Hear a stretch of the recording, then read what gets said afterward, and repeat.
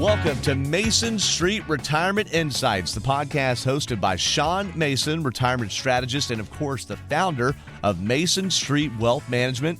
Sean and the team have gone through a big rebrand there. Used to be Fresno Financial Advisors, but either way, they'd love for you to be in touch. 559-892-0002, and you can get in touch with Sean and the team at masonstreetwealthmanagement.com. Get that complimentary first sit down, no obligation, just learn what Sean and the team are all about. And Sean, I know you're doing events, you're out in the community all the time. We're so glad you made time to be here with us. How you doing today? I'm doing excellent, Doug. It's good to be with you. I always love hanging out with the community and talking with the people. We know you love doing that too, and you've had an event recently on March 18th, and you've got a couple of them coming up in late April too. Retirement planning classes. So where are those at, and what can people expect when they go to them? Yeah, those are really good classes. We put those on every so often, every quarter. They're held at Fresno State, and we're fortunate enough to be able to teach them, but people come, and we kind of give a really broad overview of all of the different elements and concepts that people should be thinking about when they're either in retirement or getting ready to retire. You know, one thing that we have found through the years is that retirement's exciting. And when you're a few years away from it, geez, just the thought about all the things that you're going to do is a lot of fun and exciting. And the closer you get, the more stressful it gets. And the reason being is we don't know what we don't know. And that's what causes the stress. So you come to these classes and you're going to start to get a really good idea of what you should be thinking about. What is maybe I'm putting you on the spot here. We didn't rehearse this before, all right? What is maybe the one thing that the highest percentage of people overlook? Oh, gosh, there's so many of them. And to narrow one out is incredible. That's from fair. Cash flow management, inflation is probably the number one mistake that people make in passing their money, how their money gets passed with their estate planning to the heirs. You know, people sometimes get a big surprise on how much of their money is going to the government, and that's not what they intended for. So, you've heard me say this so many times, but in this retirement puzzle, every piece is affecting other pieces to the puzzle, and you got to know that. So if you're interested, or if people are interested, Sean, in trying to attend one of these retirement planning classes, it's so important, such a, like you said, fun time of life, but something where people can have a lot of misconceptions. How do they get in touch with you? What's the way that they should sign up, or at least seek out to find if they're eligible or if that class is right for them? These workshops are always listed on our website, which also has a wealth of information, but you can give us a call. We'll get you the information. Typically, you're going to speak with Vicki, but any of the staff will be able to set you up with the information that you need to register for any of the workshops. And that number to call, 559-892-0002, 559-892-0002, or you can go to masonstreetwealthmanagement.com. There's a contact button on there that should make that happen. So, Sean, thanks for sharing about that. Now, in our past two episodes, what we're doing here, folks, if you haven't noticed, is we're building up a library of different retirement or financial subjects, all right? And you can find past episodes of this podcast, masonstreetwealthmanagement.com. You can go to different podcatchers like Apple and Spotify, and if you see something that you think either you want to catch up, back up on, click the link, or someone that needs to hear it, send them the link. Don't just take this good information, keep it to yourself. Make sure other people know. So go to masonstreetwealthmanagement.com there and find those previous episodes. What we did the last two times out is we talked about Social Security, just the basic ins and outs of, and also RMDs, the required minimum distribution, a really important and oft overlooked thing in retirement. Today, Sean, and I know we could spend forever talking about it, we're going to give people the cliff notes, the spark notes, the primer on qualified versus non-qualified money. So what do people need to know, and what are the differences between the two? Yeah, it's a big subject. And Doug, really this subject is a tax strategy discussion. There's a lot of strategy that you can utilize when you understand how these accounts work, and we'll bring that around. But, the difference between qualified and non-qualified, qualified refers to money that is in a qualified retirement account. It can be your employer plan, 401ks, 403bs. It can be a traditional IRA, which is just an individual retirement account. You might be using a Roth, which has completely different tax consequences. But these types of accounts usually offer unique tax treatment and are heavily regulated by multiple agencies. So qualified money is the first one I think of. Now, when I think of qualified, I think like, oh, great, yes, my account is, or my money is qualified. But actually, it's a double-edged sword because in one sense, oh, great, and then on the other sense, oh, wait. Yeah, it really, I mean, you definitely have pros and cons. The tax treatment is what you want to figure out how to utilize in your favor. It's not going to be a benefit just because there's tax benefits. And so you got to understand how it works. And there's two sides to the coin with qualified accounts. One side would be a traditional type of an account, and that would be a traditional employer plan, 401k, 403b. And the other side of the coin is a Roth, either IRA or 401k or 403b. Traditional account contributions are typically tax deferred up to certain contribution limits. They're often age-based. You know, you can contribute a certain amount of dollars to a traditional 401k or 403b or even IRA up to your age 50, and then all of a sudden, the contribution limit increases. And then if you're between 60 and 63, you even have additional contribution limits that you can participate in.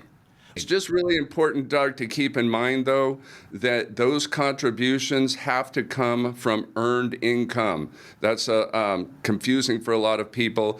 A pension is not earned income. Social Security is not earned income. Earned income is income that you're generating either from your employer or maybe business profits. You have to be putting those dollars on the tax return. Gotcha. Now, you mentioned about, so qualified accounts, your traditional accounts, but then there's non-qualified accounts, or I guess basically that would mean, Sean, accounts that you've paid taxes up front, right? What are some examples of those, and what are the pros and cons? Yeah, it's good because there's completely different tax treatment. That's your regular money.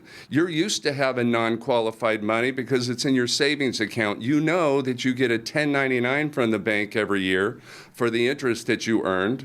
That is the tax treatment on non-qualified that distinguishes itself. The growth in a non-qualified account is taxable each year. And I should say the realized growth in a taxable account is taxable each year. And in addition, the investments that are in that non-qualified account can be taxed differently as well. Each investment can have a different tax treatment. Understood. Okay. Now, I guess my understanding of non-qualified accounts, like I would think of not a Roth 401k or something like that, but like a Roth IRA.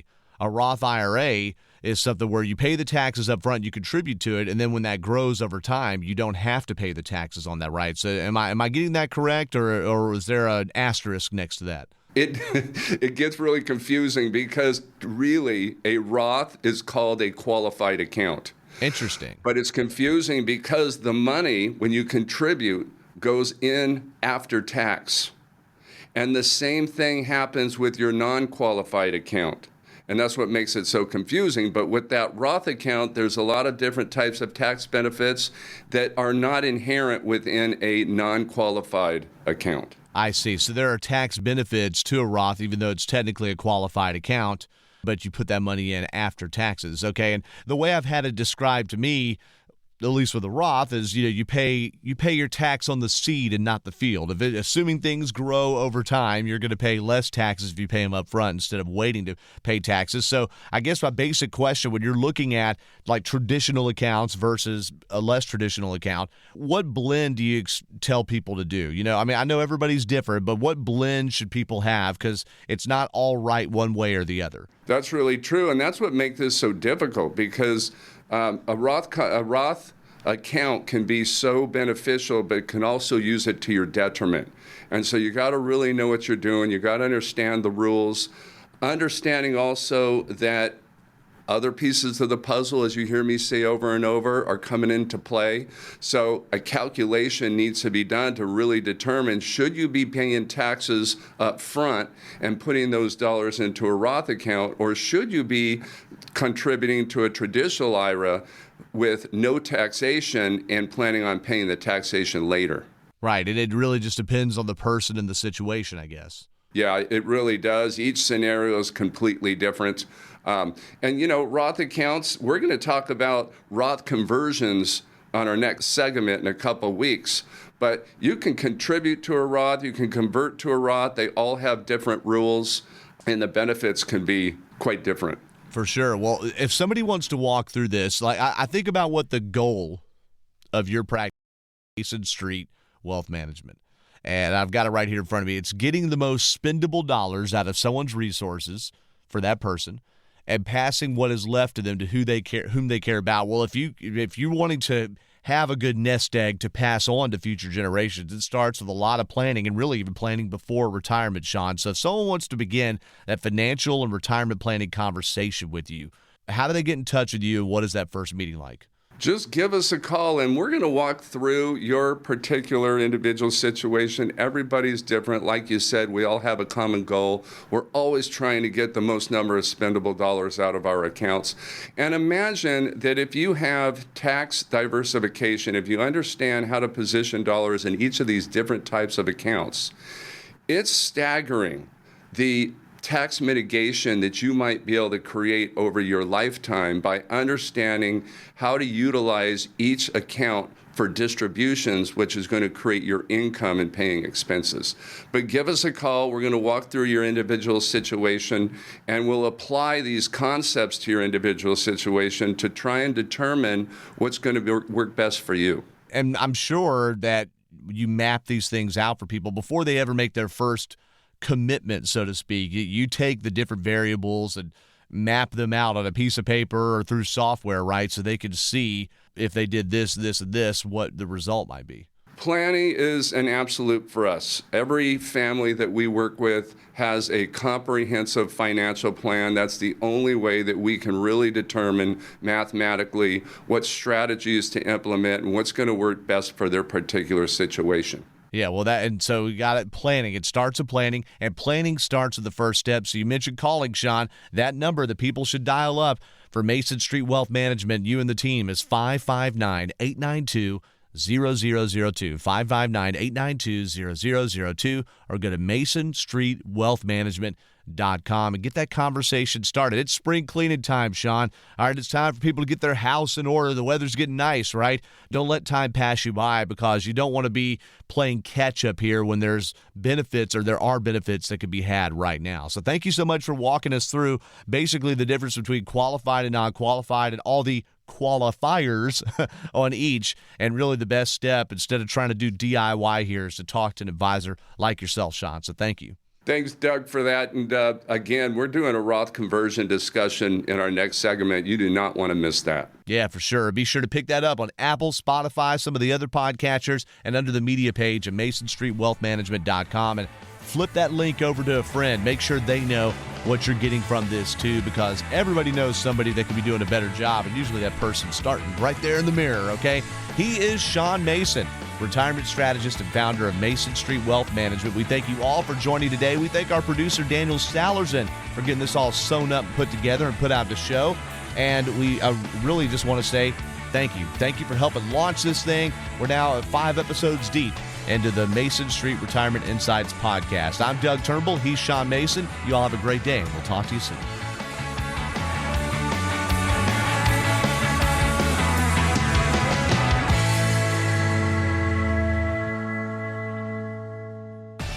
Mason Street Wealth Management, MSWM, is a registered investment advisor, and the opinions expressed by MSWM on this show are their own and do not reflect the opinions of Motivate Investments. Registration is not an endorsement by securities regulators. Investment advisory services are offered through Motivate Investments, an SEC-registered investment advisory firm.